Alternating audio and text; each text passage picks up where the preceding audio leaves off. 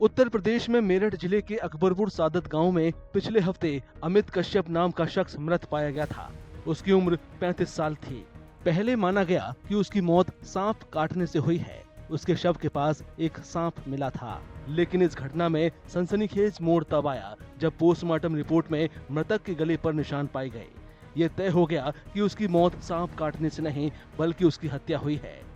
Police ने इस सिलसिले में उसकी पत्नी रविता और उसके प्रेमी अमरदीप को गिरफ्तार कर लिया। पुलिस ने बताया कि अमित के शव के पास मिला सांप मृतक की पत्नी का प्रेमी अमरदीप लेकर आया था, जिसे उसने 1000 रुपए में खरीदा था। पेटा के कैंपेन कोऑर्डिनेटर अथर्व देशमुख के मुताबिक कुछ साल पहले केरल से भी इसी तर्ज पर हत्या की वारदात सामने आई थी।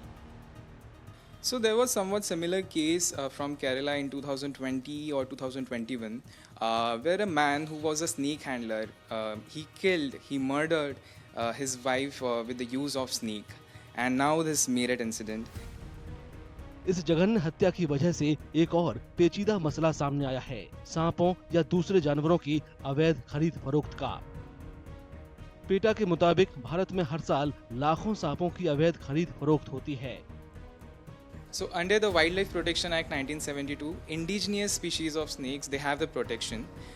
But still in India, many snakes are confined and captured illegally for their skins, for their meat, for snake charming, for using them for the entertainment purpose under the name of tradition and other superstition.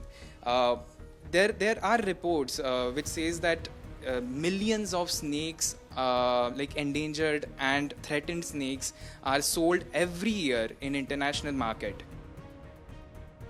वन्य जीव संरक्षण अधिनियम 1972 में ऐसी प्रथाओं को रोकने का प्रावधान है, लेकिन कार्यकर्ताओं का कहना है कि इस नियम की काफी अनदेखी होती है।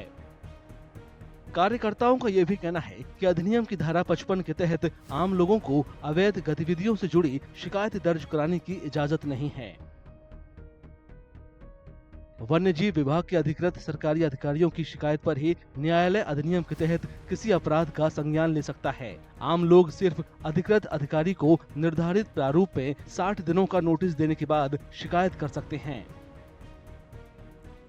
सेक्शन 55 में जो एक बाध्यकारी है कि सिर्फ फॉरेस्ट ऑफिसर कंप्लेंट करेगा तभी मैजिस्ट्रेट कॉग्निजेंस ले सकता है। इनफैक्ट अगर किसी सिविल सोसाइटी पर्सन को कंप्लेंट करनी हो तो उसको 60 दिन का नोटिस देना पड़ता है। 60 दिन में तो पोचर कहां से कहां पहुंच जाएगा और फिर उस क्रिमिनल कंप्लेंट का कोई मतलब ही नहीं रहेगा।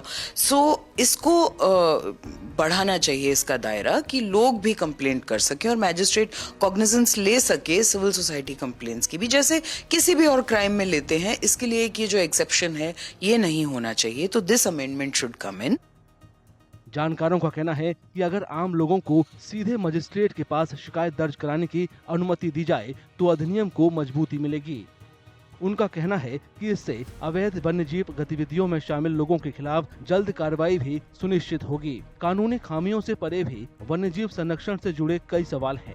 इनमें सामाजिक प्रथाएं और सदियों पुराने रीति रिवाज शामिल हैं। अक्सर सांपों का इस्तेमाल कई तरह के अनुष्ठानों या सपेरों द्वारा मनोरंजन के लिए किया जाता है। असली सवाल है कि क्या कानूनों में बदलाव करना ही पर्याप्त है या वन्यजीव संरक्षण को ज्यादा व्यापक और मजबूत बनाने की जरूरत है।